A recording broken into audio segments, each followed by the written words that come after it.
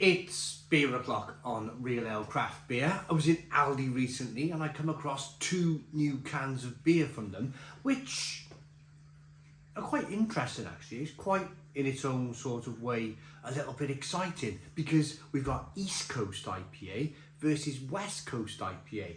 If you need me to explain what East Coast is and West Coast is, I'll do it later on in the review, but I want to show you the cans and get them out into a glass and see what we get first off.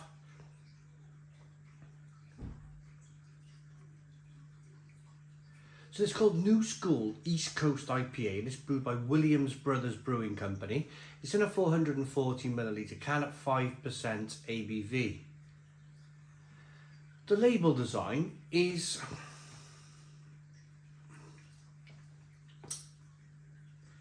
it looks like a DJ turntable.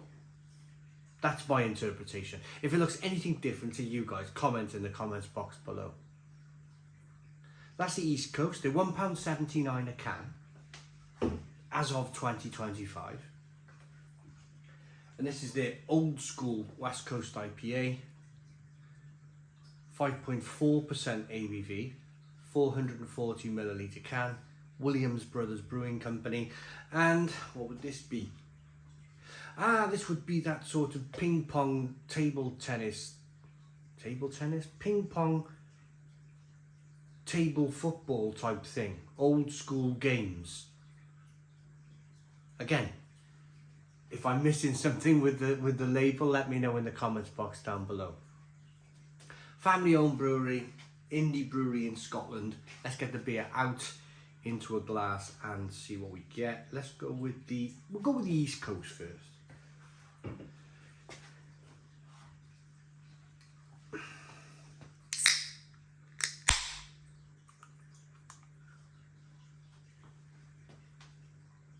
Not much smoke on the can opening.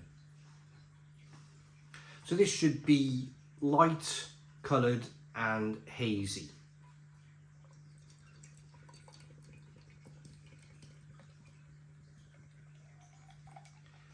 So this essentially, if you're getting into your IPAs, this is your hazy IPA style of beer that you've probably been seeing a lot in the supermarkets.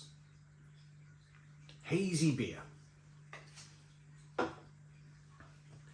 We've got a 1 finger white head, good levels of slow moving carbonation. Yeah, straw coloured beer.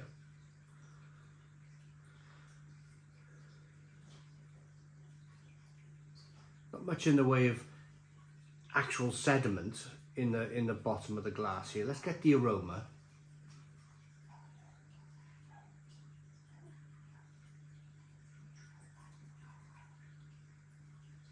A little bit of lemon, a little bit of tangerine.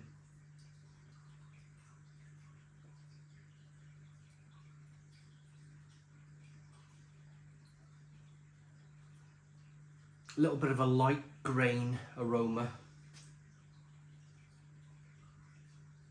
Let's dive in. Cheers, everybody.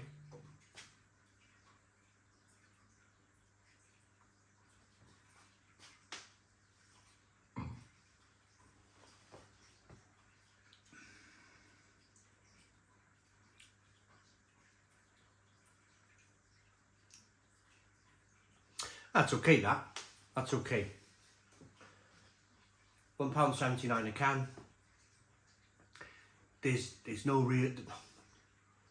is no off flavours in the beer. There's no diacetyl, there's no, I would say some of the early craft stuff in Aldi was horrendous, but they've dramatically improved their craft beer offerings now.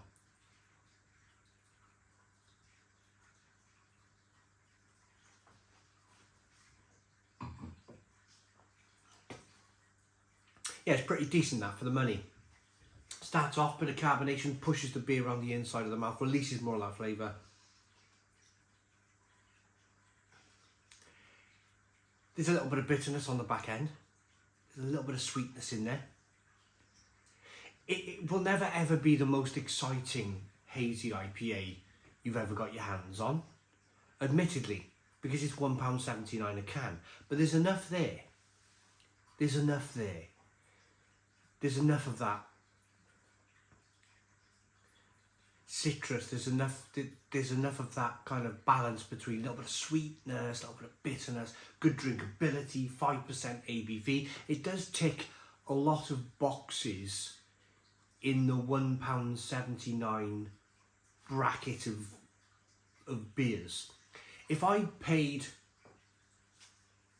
say I'd gone to one of the top end breweries, Cloudwater, Verdant, Northern Monk back in their day, and I paid £7 a can for this, then I wouldn't be buying it again. I'd be kind of like, what is this? You know, there's not that much hoppy flavour coming through. There's not much in the way of kind of a depth of flavour from the hops.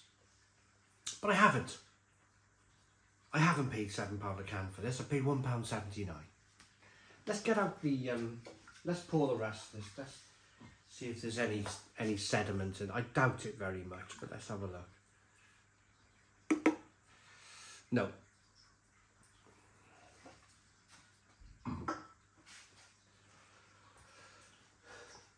My beer in the Igulu has been brewing for nearly 24 hours and the bar pressure has only gone up a little bit. And that for me is slightly concerning. And I've had a look inside it as well. And it doesn't seem to be doing much. It's a Bavarian wheat that I'm brewing. And, well, I thought by now it would have at least been fermenting. Let's see what happens. It's quite a clever bit of kit, actually. It knows that a Bavarian wheat needs to be kind of brewed between 16... It's been hovering between 15, 16 and 17 degrees, the beer machine. The beer brew machine.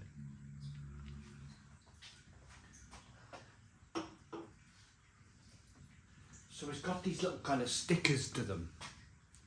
And you tap, that says Bavarian wheat, so you tap the sticker on the side of the machine there. And then it says ready to brew Bavarian wheat, so it knows the temperature it needs to keep it at. Quite a clever bit of kit, so it's doing that. But hey, we're here to talk about a West Coast IPA. I'm just excited about my beer machine there. We've got a one finger whitehead, good levels of carbonation. This one is exactly what it should be. Should have mentioned that before I poured it, like a golden orange. If it was proper West Coast of America, I think it would be a little bit of a deeper orange colour, but that's okay there. That really is okay. Let's get the aroma.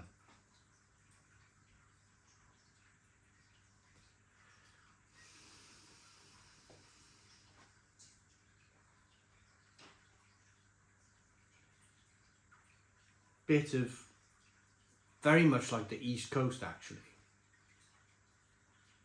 Bit of a citrus tone coming through. Not so much of the tangerine this time, more of like a lime and a lemon.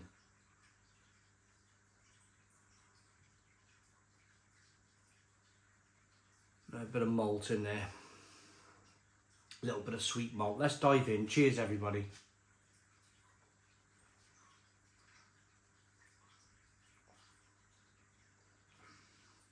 I'm hoping for a whack of bitterness on the back end.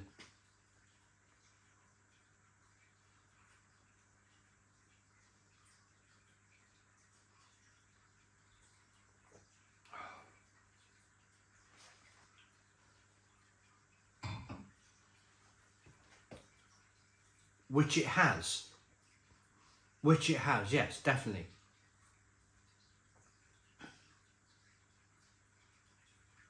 A whacking bitterness on the back end. Pretty good for a West Coast IPA. Bit of orange flavour, bit of tangerine, bit of grapefruit. Nice bitterness on the back end, bit of sweetness from the malt. 5.4% ABV. a little bit of carbonation there, a bit of sweetness there, bitterness here, more bitterness this time, so it's leaning over to being a bit more bitter. So what's the difference then? Why am I getting more of a bitterness from the West Coast? So East Coast of America, they brew their beers over there. It's styles, Vermont style beers. They brew their beers with less bitterness. So they put a lot of the hops in the fermenter. At this stage of the brewing, where it's fermenting, they put the hops there. When you're brewing a West Coast IPA, they put the hops in the boil kettle. So they're boiling the hops. They're drawing more of the astringency, if you like, more of the alpha acids out of the hops, and that goes into your beer. And that makes for a more bitter taste on the back end. So it's two different ways of adding the hops, if you like. Preferably, I like my hops in the boil kettle and some in the fermenter. I love that bitterness in the beer. I find it quite fun. I find it quite exciting. For £1.79 a can, I'm not going to complain again. Actually, I think it's better than the East Coast. It has more of that bitterness that I like.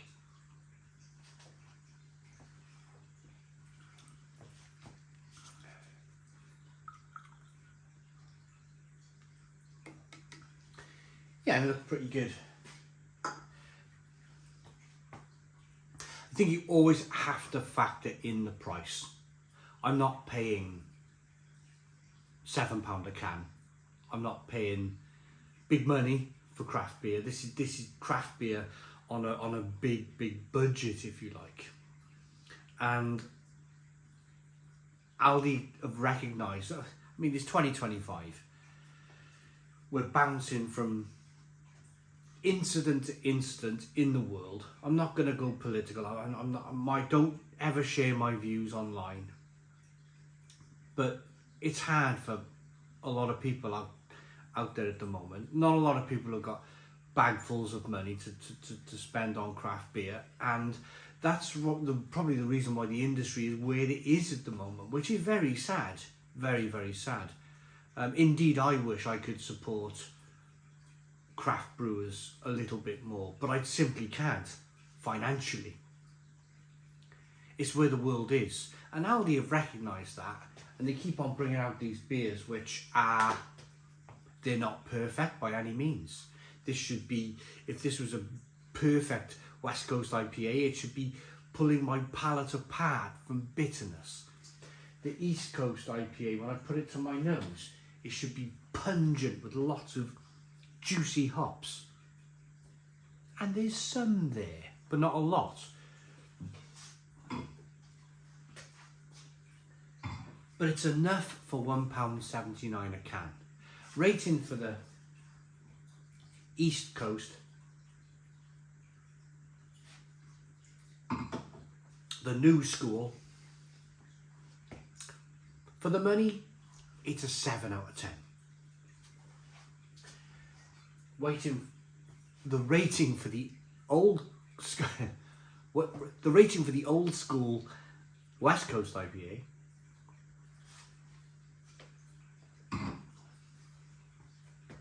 for the money, I'm going to say 8 out of 10. I hope you liked the video.